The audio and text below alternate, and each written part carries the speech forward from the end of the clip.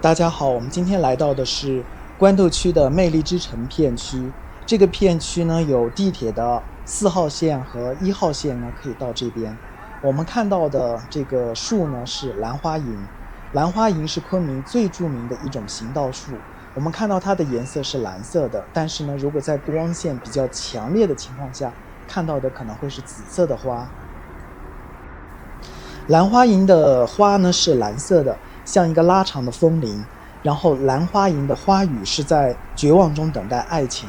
我们看到这一片的蓝色花海就是昆明的行道树。昆明是1984年从非洲的阿尔及利亚引进的兰花楹，然后呢现在开始大规模的种植，也成为了昆明最亮丽的一道风景线。这里呢是属于官渡区的万科魅力之城片区，这里自发形成的这个摆摊呢，也是好多年了。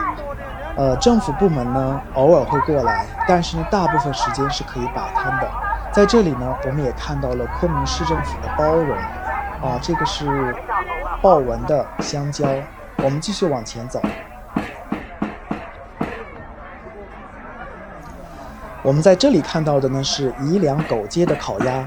说起宜良呢，宜良县距离昆明有60公里，是昆明的鱼米之乡。正因为气候好，然后水资源丰富，所以这里呢也养殖了很多的鸭子。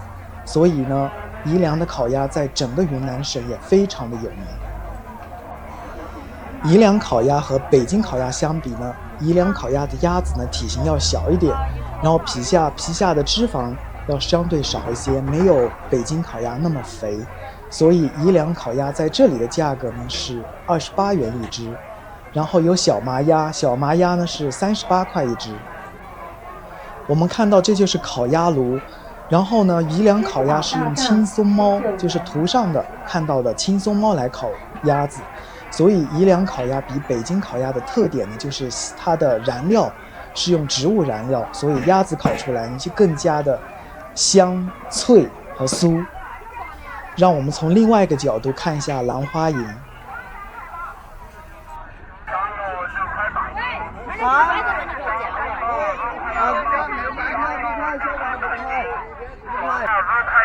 粗粗的这个有红泥巴的呢，就是山药，看着品质不错，应该很嫩。是12块钱1公斤。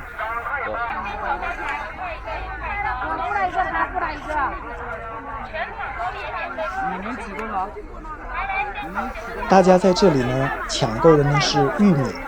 玉米呢，因为在云南种植非常广泛，再加上云南的高纬度、低海拔，再加上阳光日照很好，所以玉米包谷的味道非常的甜。这里的玉米是6块钱1公斤。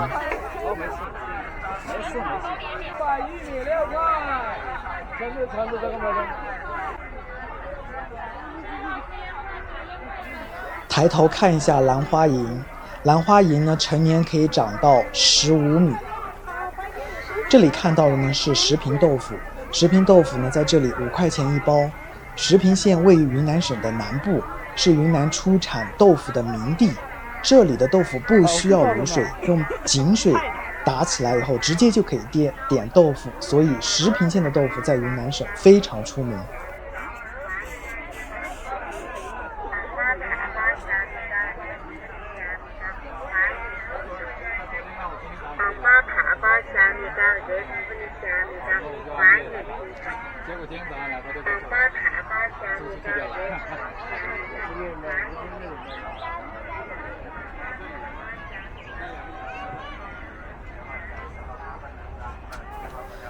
我们向前，这里呢看到了土豆片。云南人爱吃土豆，真的是扎根于云南人的基因里边的。这里的土豆呢也是炸成片儿的，有麻辣味的、香辣味的。这里呢我们还看到了有蓝莓。这里呢是1公斤的价格。昆明和云南省滇越铁路的部分沿线是用公斤的，比如说昆明曲靖、河口的部分地区是讲公斤的，而其他的地方，云南省的大部分都是市斤500克。这里看到的是小龙虾的价格，30块钱1公斤，现在的价格呢大概是15块钱1公斤。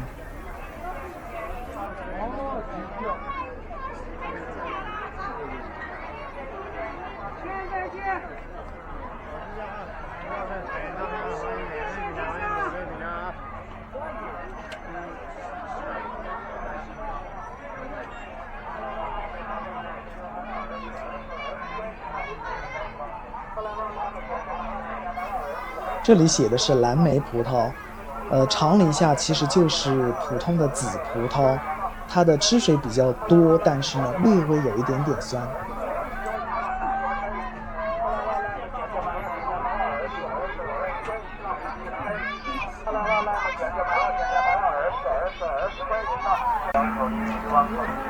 这里是卖烤鱼，小的烤鱼是16块，然后2条是30元。云南的烤鱼一般是用罗非鱼，罗非鱼呢没有大刺，再加上呢鱼肉比较的鲜嫩一些，特别适合做烤鱼。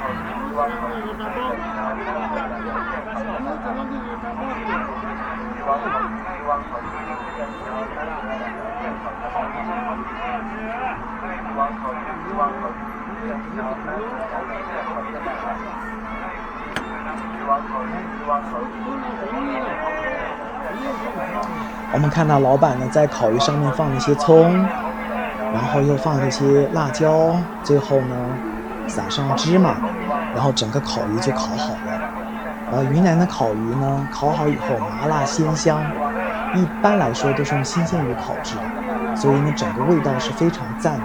如果大家到云南和昆明来旅游，欢迎品尝一下云南的烤鱼。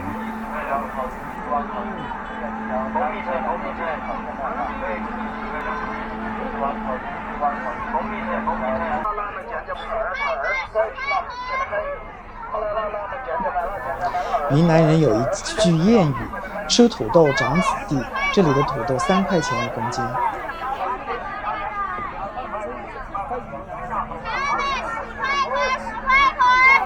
我们继续往前走，因为上一次我们发的这个端午节做粽子的视频呢，大家关注度非常高，所以今天呢，我们也把这个做这个粽子的完整的视频呢，也发在后半部分，欢迎大家观看。